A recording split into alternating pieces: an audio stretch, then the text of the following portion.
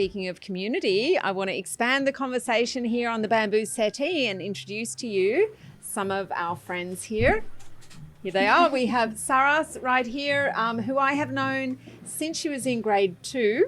So it's been an absolute privilege and a pleasure to grow alongside you, Saras, as you've made your way right up to grade 12, which is where you are right now, about to graduate. And we have Mila, who joined us in grade 6. So at the beginning of that wild, wacky, wonderful experience that is kind of the middle school years, sort of grade 6, 7 and 8, and now in high school. Yes. And then we have old mate over there, Sal, who is still with us. Still here.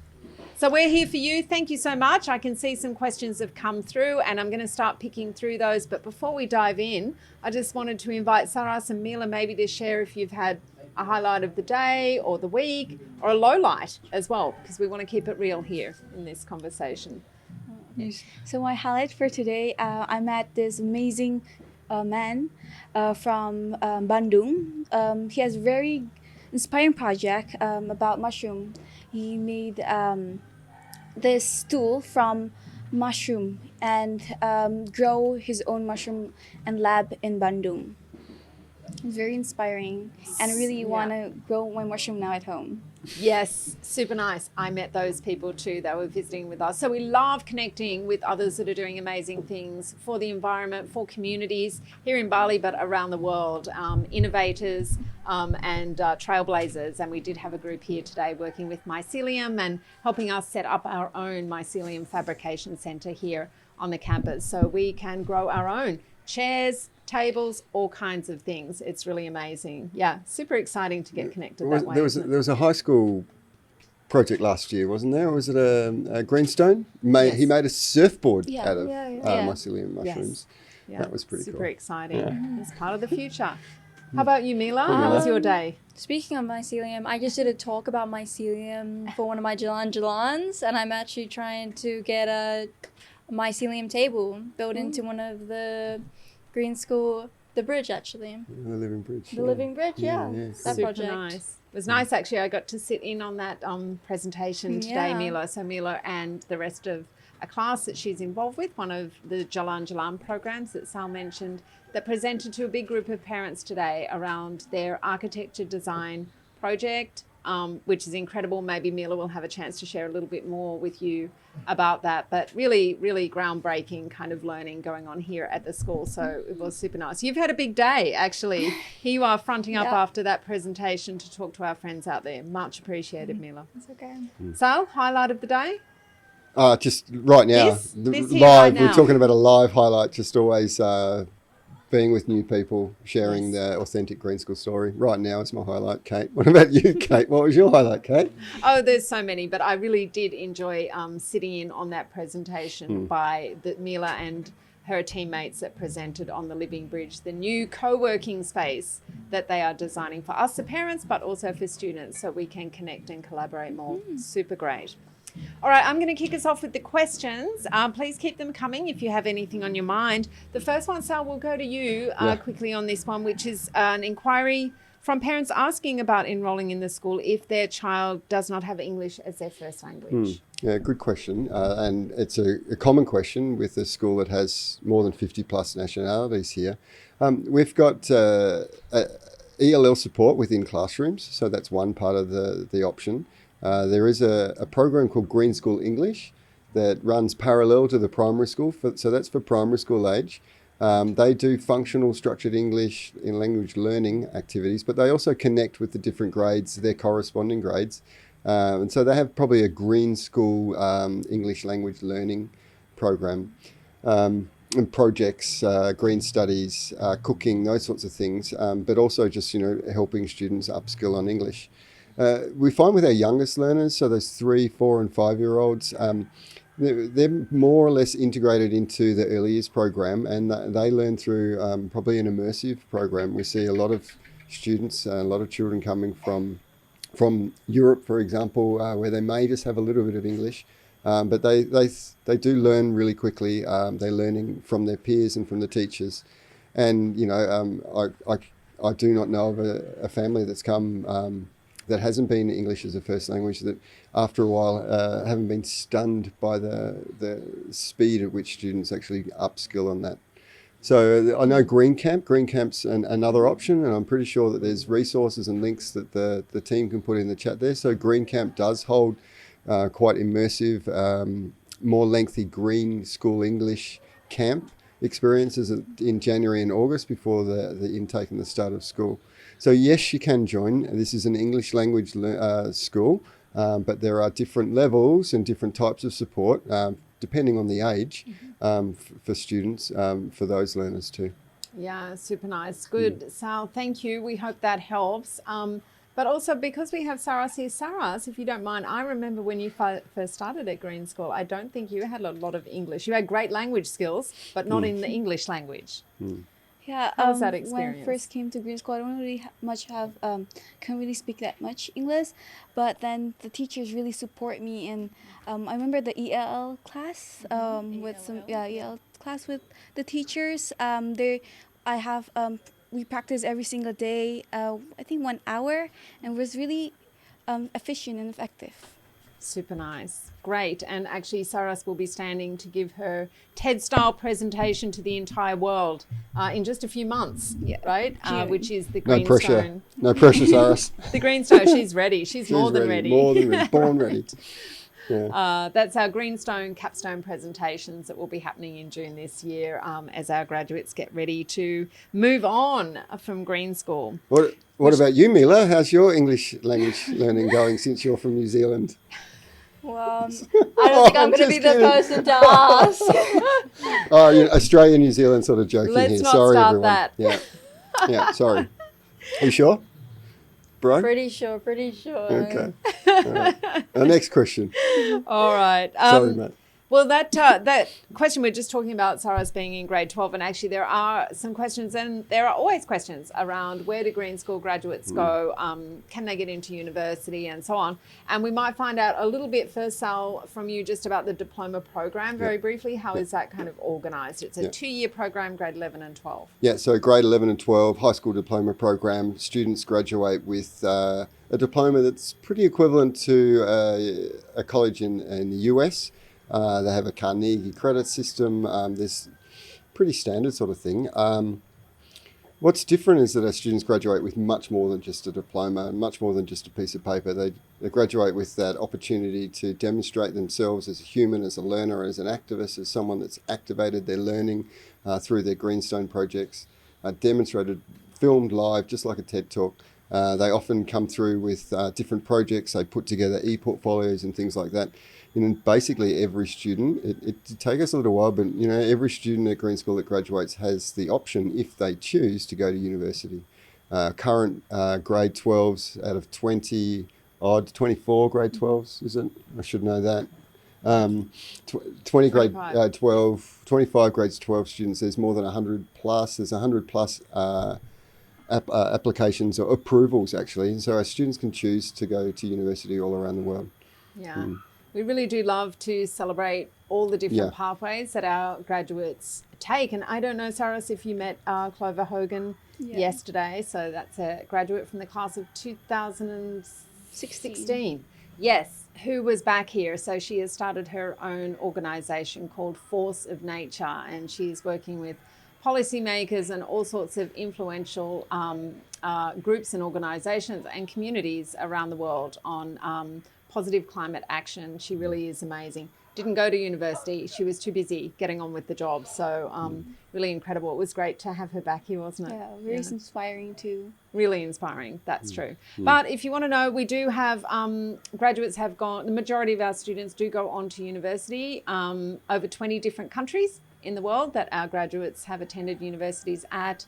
And I think we're up to about 115 different universities all around the world across But again, those 20 lots of information on that on the website. There's an alumni There's some section. information there on the website, yes. Please So take a look. please dive in, have a look at that. I'm sure the team's putting the link there as we speak. Which reminds me, speaking of links and the chat, if you have very specific questions around the admissions or the applications process, and enrolment into Green School, I know the team will probably be picking up those questions in the chat itself. And we will also have the chance to hear from Christina, our admissions manager, at the end as well, who can help through some of those bits that are more about the process of applying to Green School and what that's like. So we're focused on sharing the experience and what it's like in this part of the session.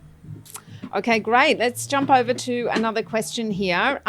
So there is one here about transport and the school bus. Does the school bus take kids home to school and back? And how do people, maybe we can broaden that out a little bit to how do people get to school and where do they live maybe, because that question does usually come up in this chat. The school does have our own transport service, pick up and drop off for children, and that's on our bio buses, which is actually an initiative started by students here in the school. Our buses that run on the used cooking oil. You heard about that if you were paying attention in the video, the tour video.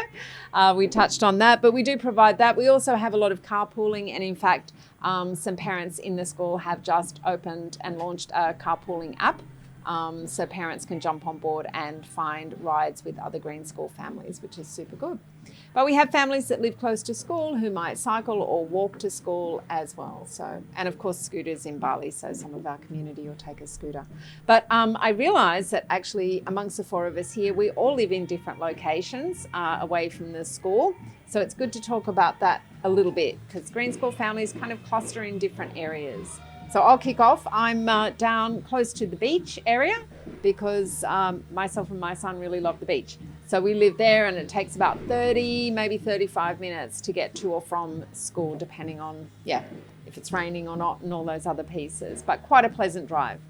What about you, Saras? Where are you? I live 10 minutes away from school, which is between the city and the school. It's actually downside the village, so not really chaotic and busy. Nice. I really enjoy the middle of it. Nice, little bit of peace. Yep. Okay, how about you, Mila? Where are you? I live more than the beach side in Tabanan, and I live there just because I have a dance studio there, because I'm really committed to that and passionate to that, so I have to get a little commute to my dance studio. To your dance studio? Yeah. Oh, right. Oh, fantastic. Yeah. Oh, that's good. You're How going about to you, do some Sal? dancing for us now? Just put me on the spot. You can, Sal. I'll do the dancing. Yes. I live pretty close to Ubud. Ubud's quieter most of the time. I don't really. I tried living in Canggu down south a little bit. It was a bit too busy, but I live about halfway between Ubud and school, where it's about 12 minutes away. It's perfect world for me. It's village, it's quiet, it's jungle and rice fields. Nice. We always help our incoming families once we know who's enrolled and who's on their way to Bali, just to connect and help you tap into the great kind of hive of knowledge that's in the Green School community between our expat parents that have been here for a while and have learned a lot of things, as well as our Balinese parent community and staff here also who are help us understand some of the cultural elements as well, but really here to support those transitions into the community. So lots of different ways to get to school, lots of different areas that the Green School community lives in, and we all come together here. No boarding at Green School. I'll just pop that one in there as well. But so more and more people seem to be living closer to the school, Yes. I think. Yes, they do. 10 years ago, there was probably only a few people living in Shibang, in the think village that's here. true. Yeah, more and more people, more and more housing options locally, which is great to see. It is nice, really nice. Okay, so here's a great question, and thank you, Ursula, for asking this question. Is the Green School environment LGBTQI friendly? Yeah, 100%. Diversity is something that we value, we respect, we celebrate, no matter what the diversity concept we're talking about, whether it's gender, sexuality, race, anything at all, we're 100% inclusive. And I think it's a really cool part of Green School, not just to be inclusive and not just to respect, but to celebrate diversity. Come on. I think it's probably one of the things that is the best thing about humans. And so this is a community that is very open and very inclusive. Yeah, 100%. Yeah, great. Do you have any views on that?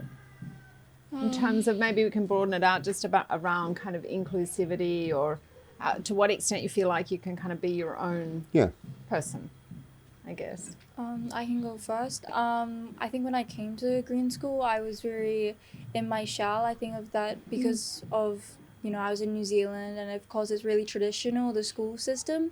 And I think that kind of like made me isolate myself. But coming to green school, I feel like it celebrated who I am so much that I've just kind of like I've changed completely as a person, but in like the best way possible. And I think a lot of people can say that Wow. themselves. That's nice. Thank Oh, you we for just sharing that, we Mila. just cut there, and thanks very much. That was awesome.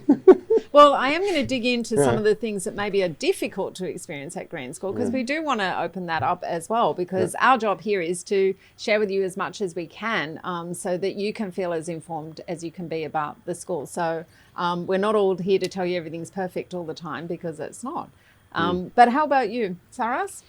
What are your thoughts? Do you feel the school's very inclusive? When I came to green school, I'm very shy. Actually, I'm very shy and introverted.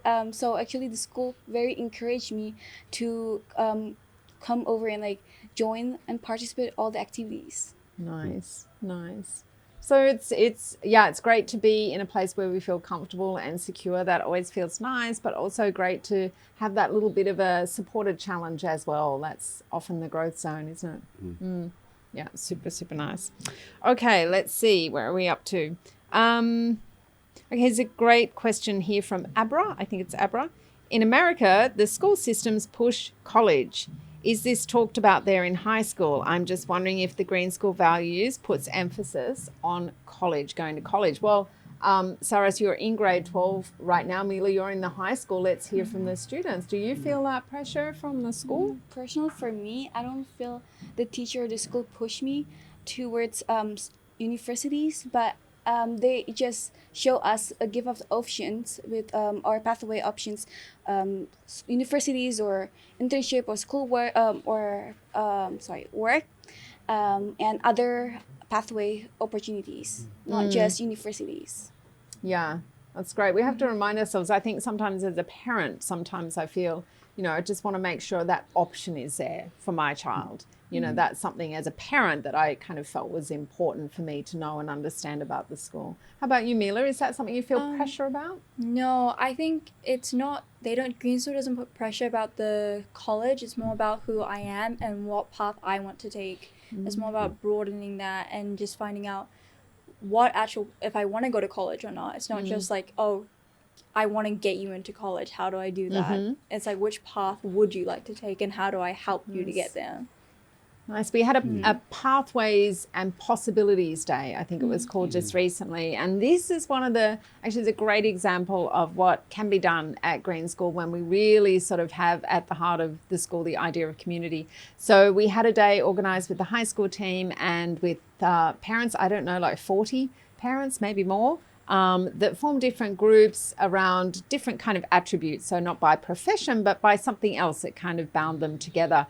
And then students were able to go and talk to the different parents and ask questions, like a little panel around what they've done with their life, the different careers they've had, the different choices they've made, whether they studied formally, whether they didn't, a lot of entrepreneurs, artists, different professions, and a really nice way for our students to experience those stories, hear those stories from adults who care in their community beyond what one single, what do you call it, counsellor or pathways advisor can give. So really tapping into the hive, as I said. Okay, that's great. Thank you for that. I have a question here about, we'll get one on food. So that's always nice to talk about the food. We'll get to that. But before that, there's a question about whether or not there is accommodation for families locally. Yeah, more and more. I think more and more people are living locally. Yeah. So the school doesn't provide accommodation as such, but we're happy to give some information about where green school families tend to live and help people make connections, and definitely give some tips to incoming families. Our hottest of hot tips being, not to necessarily commit to something, for an entire year or something in advance of coming. So just finding some temporary accommodation to start with, and then taking some time to see where other families in your child's class are living and where the buses go and those sorts of pieces before committing to something a little bit longer term. Mila, I think you were just down the road here for a while, weren't you? Were you super close to the school for I a was bit? in like Ubud, so kind of. Oh, yeah. Yeah. So you've moved around a little bit. Yeah, I though. have actually. Yeah. I think it was just like where my friends were, but also, where my dance studio was. The dance studio. The dance Let's talk about the studio. dance studio. Yeah. Fantastic. Love that. Okay, great. Well, let's move on to food, and we'll start with Saras because actually Saras is really passionate about, well, correct me if I'm wrong, but about nutrition, food, the earth, and also the amazing culinary history that is here in Bali and bringing that to life in a new way, in a really sustainable way. Why don't we kick off, Saras, by you sharing perhaps a little about your final project here at Green School? So my final project, or Greenstone, is to encourage young generation to implement the cycle of food concept, which is from gardening, cooking healthy dishes from what we harvest, and then from the waste we make that into compost, which is a full cycle. And through encourage that through visiting local schools and share my knowledge, what I've learned throughout the years from at Green School. That's great. Thank you, Saras. It's been really amazing seeing your work. You now really have become a teacher in real life, actually, developing these courses and delivering them to other students in other schools. So it is remarkable. We do love at Green School Sale to know where our food has come from. So you see, and probably, or you might not be able to tell on the camera here or on the screen, but there are productive gardens right through the campus. So we want to be able to see food growing in all sorts of places around the campus. So maybe Lots of you can different tell food us options too for students. You know, my kid Yes. in grade 5 is getting his favourite? is getting Monday, Wednesday, and Friday lunch delivered. He gets his snack delivered, but we bring our packed lunch. The high school students in grade 11 and 12 can get off campus. There's different restaurants, cafes along the street just here, the quiet street. A few different options. The farm stand's another one. Lots of different options for food, but it needs to be sustainable in a way. There's always vegan and vegetarian options, but it's not a vegan or vegetarian school. We look for locally sourced, sustainable, humanely produced food, and we like to eat healthy. We do. also like to eat a lot of Indonesian food, which is we do. not a surprise. We love to work with what's available here rather Yeah. than imported ingredients, and also to eat seasonally. So this is something we all want to embrace at Green School. So our menus from our different food providers are really designed around that. That's at the heart of it. And then there's several different options for students that they can pre-order from or buy over the counter. But of course you can send from home as well. So And one of those a real is a mix. student-led wrong too. Oh, yes. You know, there's a concept for seeds to table, and then I've gone seeds to restaurant. And both middle school and high school classes are doing it now. Yeah, Yeah. they're basically running a food cafe. outlet, a cafe at school. And so there's not just gardening and cooking, but business design, accounting, project manager. They've all got roles and things like that. So yeah, food's really important to us. But again, this is a school, and learning is at the centre of all of that. So Mila, were you involved with that business that's run by middle school? I was. How was that experience? It was. What was your job? I had two jobs. I did it twice. I was a manager once, and then I Ooh. was a waiter. I degraded myself quite. But Oh no, did you get demoted? yeah, It's quite the real It's cutthroat, experience in yeah. there. it in that is. sense. It is. Yes. Yeah, it Yeah. was really like. I just took a lot from it because you have to do marketing, you have to do accounting and banking, and you have to find what foods everyone's gonna like. It's actually like a real restaurant. It is like a real restaurant. So that's a middle school program with the side benefit of providing some of the best food that you can get at Green School. It is one of my favourite destinations for lunch, that's for sure. Okay, so I have a question here about sport. So Joey, thank you very much for your question. Are the after-school activities and the sports like football and yoga also accessible for the English program? Yeah, Yes. 100% for sure. Absolutely. Yeah, we've got an amazing after-school program. It's got sport. It's got a community connection we call the Cool Connection. So we have local Balinese students coming, learning English and sustainability. I think, Saras, you were a teacher in that, weren't you? Last term, or was it term before? I think you've been involved. Yeah. And a lot of other things, engineering, coding, crafts, games, chess clubs and things like that. So yeah, they're available to everyone. We have after school activities for parents. Yes, the parent marimba band is one of them. Yes. So yeah, they're very inclusive with all that. Yeah. Yeah. So I think we're getting towards the end of our time, and we do want to offer you some support if you want to understand more about the application and admissions process at Green School. Before we take this final question and then go to our admissions team, I just want to remind you, and please ask friends out there to fill in the survey at the end of today's session, because we absolutely love feedback. And we want to make these sessions as helpful as they can be for you. That's why we're here. So please do us a favor, do us a kindness, and give us a little feedback. We'd really appreciate that. Okay, we have a fantastic question to end on. I absolutely love this. This is from Clay. Thank you so much, Clay. What are the school's biggest challenges? What do we need to improve? That's a great one. Should we take 3 seconds thinking time? I'll go first. I can go first if you like. I think that